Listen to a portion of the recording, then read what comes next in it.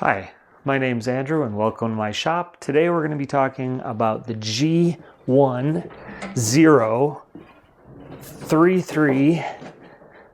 20-inch planer from Grizzly.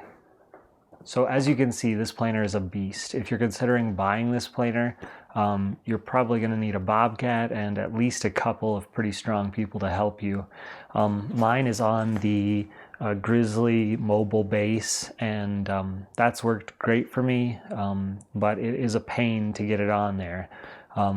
It's maybe I just did it the wrong way, but we actually lifted the whole thing up and then assembled the base and then tried to put it back down, which sounds like an easy thing, and I thought it would be, but it's just unwieldy when it gets up in the air. It's just so heavy. It's got so much momentum that it's hard to control. So do not attempt this alone. I wouldn't.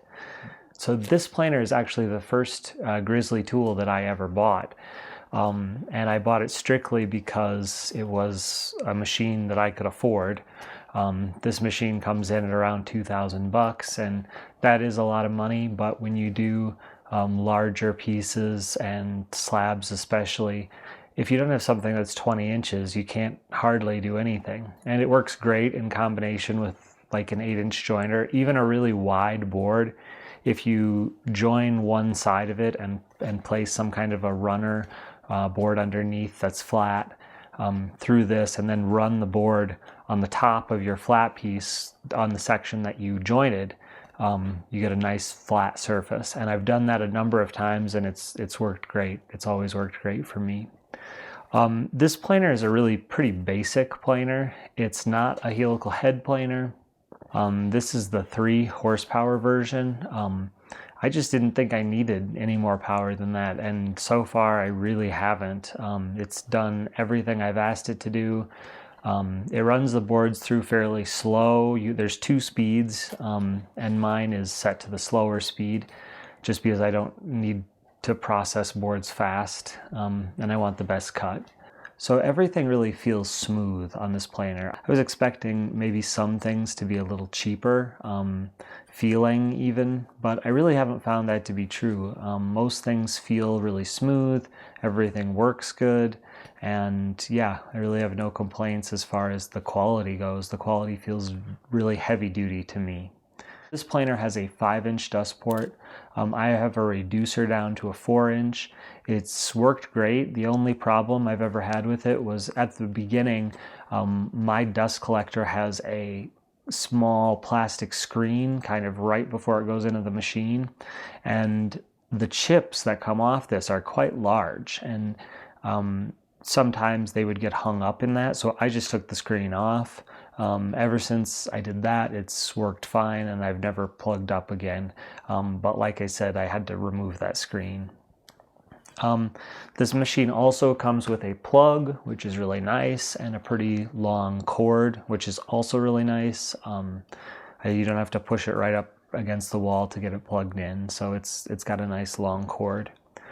So I guess one gripe I have is the gearbox oil, and you have to actually change the oil in this every so many hours, and it says in the manual, I can't quite remember. I know it's after the first 20.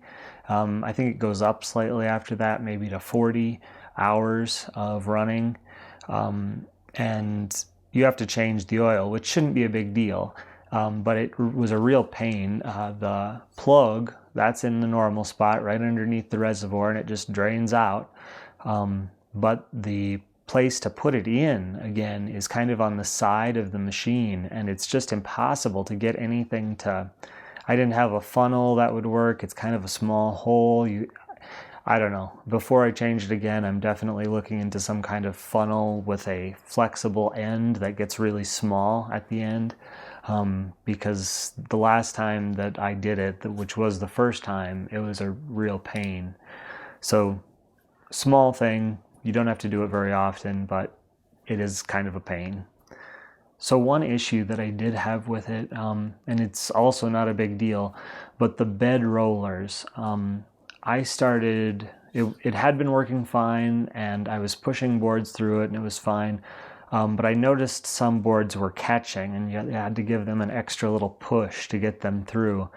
And it turned out that the bed rollers were nearly flat down to the table. And of course, they can be, they're supposed to be. This is another example of having a really nice straight edge and some feeler gauges, because right away I was able to see that the roller wasn't in the right spot, and I put it back to factory spec. So all in all, would I buy this planer again? Definitely. It's an awesome planer. It's done its job. I know everybody now is crazy about helical stuff. I have a helical head on my joiner, which I do like. Is it worth an extra $1,000, $1,500, $2,000? I really don't think so on a machine like this. The quality of the cut when it comes through is really good. I think that's because the blades are still sharp, and I've had it for about a year. Of course, I don't use it every day, but when I do use it, it always works. I never have any problems with it, and I just had that one bed roller issue, but that was it. Everything else has worked fine, and I've been really happy that I've had it. It's really changed the way I work and made a lot of things so much simpler and quicker to get done. So if you're in the market for a 20-inch planer, I would definitely give this model a look. It's got plenty of power, for me at least. I like the slower speed that it feeds at. It is big and heavy, but it's also, like I said, heavy duty. It feels quality. And the price is really good. I feel like you're getting a lot of planer for a lot less money than some of the competition. So it's definitely worth a look. Thanks a lot for your time. Thanks for watching. I'll see you later.